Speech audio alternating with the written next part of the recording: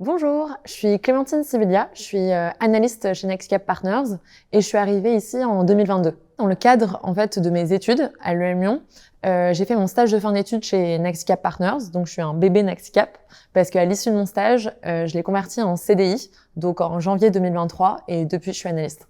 Quand je suis arrivée en tant que stagiaire chez NextCap, j'ai été amenée à travailler avec plusieurs équipes. Et qui dit plusieurs équipes, dit plusieurs personnes, plusieurs manières de travailler et également un deal flow encore plus large. Les tâches, elles sont assez diverses.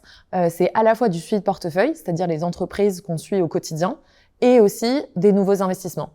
Les tâches, elles vont être variées, comme j'ai dit, et aussi, elles vont s'intensifier. Au départ, ça va être des tâches plus simples, et plus on est proactif, plus on gagne la confiance, plus on va être exposé sur des tâches plus complexes, même la modélisation financière. Devenir analyste, ça a été vraiment l'aboutissement de mon stage. À la fin de mon stage, j'étais déjà très responsabilisée, mais devenir analyste, ça a fait qu'on a circonscrit un peu le périmètre. J'ai rejoint une des deux équipes et on m'a attribué un nombre limité de participations à suivre, c'est-à-dire les entreprises qu'on suit au quotidien. À côté de ça, en parallèle, on a aussi des nouveaux investissements et là, pour le coup, on peut être aidé par l'équipe de stagiaires. Plus qu'un profil, je dirais qu'on cherche vraiment une personnalité avec trois qualités majeures.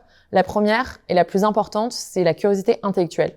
La curiosité, mais qui va au-delà des chiffres ou du métier du private equity. C'est vrai qu'on est dans un métier où on voit beaucoup de secteurs et on a besoin de cette curiosité pour s'intéresser à tout ce qui va au-delà et qui touche à l'économie. Ensuite, la rigueur.